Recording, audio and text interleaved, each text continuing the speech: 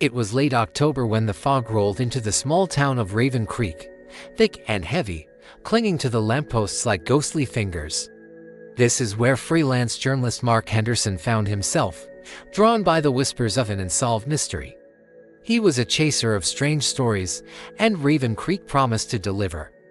The town was eerily quiet. Shops closed early, their windows dark and empty. Locals scurried by, their eyes cast downward, avoiding any and all contact. Their politeness felt like a thin veil over a deep-seated fear, an unspoken warning that echoed in the silent streets. Stay out of the woods after dark. Mark knew the story that haunted this town. Years ago, a young woman named Emily Parker had vanished on Halloween night. All that was left of her was a single trail of footprints that ended abruptly at the edge of the creek. No body was ever found. No clues. Nothing. The case went cold, but the town's memory did not. The whispers persisted. Determined to dig up the truth, Mark rented a small cabin on the outskirts of town, just a short walk from the infamous creek. It was a rustic place, the kind you read about in old books, with floors that creaked with every step and a fireplace that smelled faintly of old soot and secrets. He laid out his tools, his camera, his voice recorder, and his stack of empty notebooks, ready to be filled. He gave himself a week. On his first day, he decided to scout the woods in the relative safety of daylight. He needed to map out the area, get a feel for the landscape. The forest was dense, a tangled web of twisted trees that choked the sunlight, their branches scratching at the sky like skeletal fingers. And a natural silence hung in the air. There were no birds, no rustling of small animals. Even the wind seemed to hold its breath. As he walked, he recorded everything, taking note of strange symbols carved deep into the tree trunks, markings that looked ancient and unsettling. That evening, back in the cabin, as darkness swallowed the world outside, he reviewed his footage.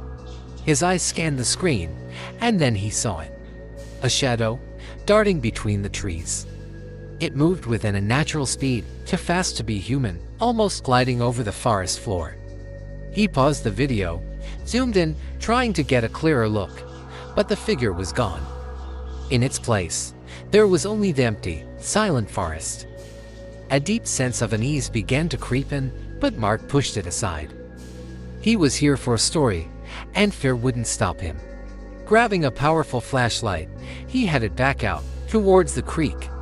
The fog was even thicker now, a disorienting white wall that swallowed the beam of his light. Every sound was amplified in the oppressive silence. The crunch of leaves under his boots sounded like breaking bones. The distant hoot of an owl felt like a warning. Then, a branch snapped nearby. He froze. And that's when he heard it. Laughter. It was soft, high-pitched, and it danced on the wind, echoing through the trees from all directions at once. It was a chilling, unnatural sound. There was no one else out here. Or at least, there shouldn't have been.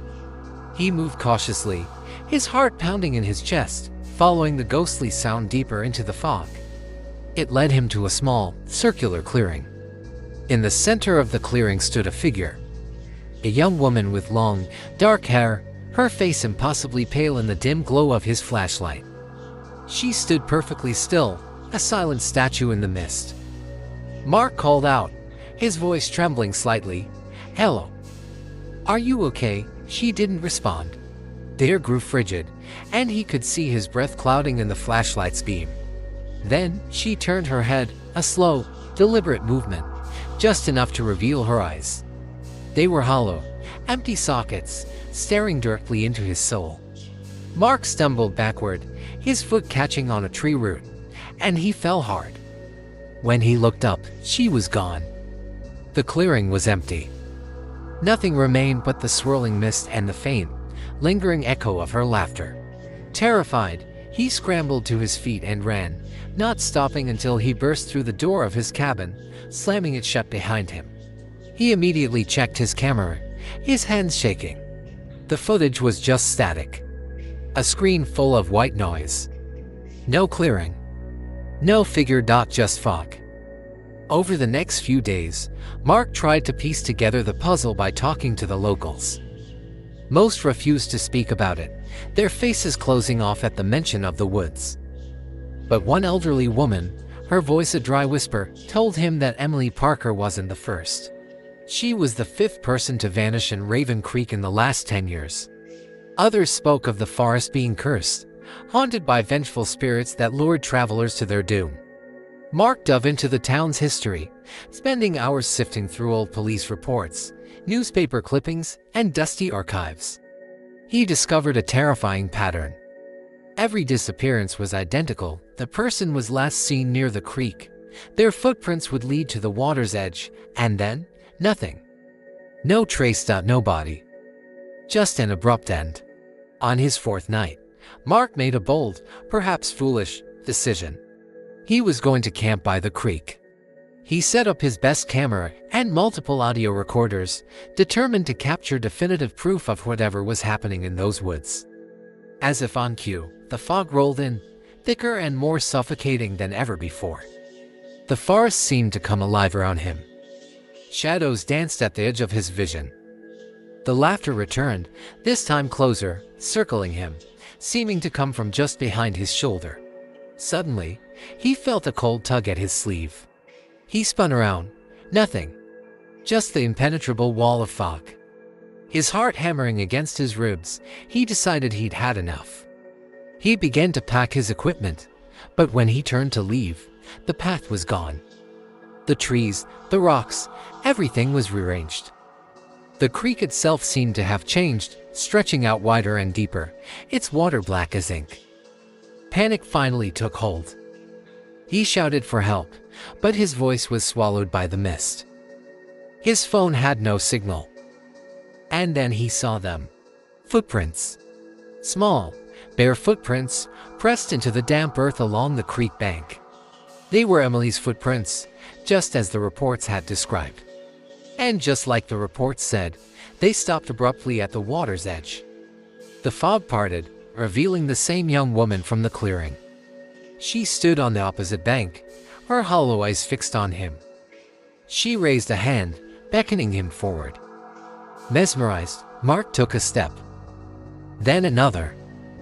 The ground beneath his feet seemed to dissolve, and suddenly he was falling, tumbling into a cold, endless darkness. He hit the water with a shock that stole his breath. He surfaced, gasping for air, but the forest was gone. He was in a narrow, rocky canyon that stretched into infinity, shadows moving along the high walls. The laughter was everywhere now, echoing from all directions, closing in. His camera floated in the dark water nearby, its red recording light still blinking. He swam towards the sound of the laughter, a desperate, last-ditch effort to find an exit, until his muscles burned and he could swim no more. He collapsed on the rocky bank, and the world went black. Mark woke up the next morning in his cabin, drenched in sweat, his body aching. His high-end camera and recorders were destroyed, their electronics fried. All of his footage was gone. The only proof of his terrifying night was a small, freshly carved symbol on his cabin door, the same ancient symbol he had seen on the trees in the woods. He didn't wait. He threw his ruined equipment in his car and left Raven Creek, never looking back. To this day, no one knows what truly happened to him in the woods that night. And the creek in Raven Creek remains shrouded in mist, jealously guarding its secrets. The locals say that if you listen closely on a foggy night, especially on Halloween, you can still hear the whispers on the wind. You might even hear the faint sound of Emily Parker's laughter, echoing among the trees. They say she's still searching, forever lost, and that anyone who ventures too close might just join her, disappearing without a trace, leaving nothing behind but the deafening silence of the forest. Thank you for watching. If you enjoy stories of the strange and unexplained, be sure to subscribe and hit that notification bell.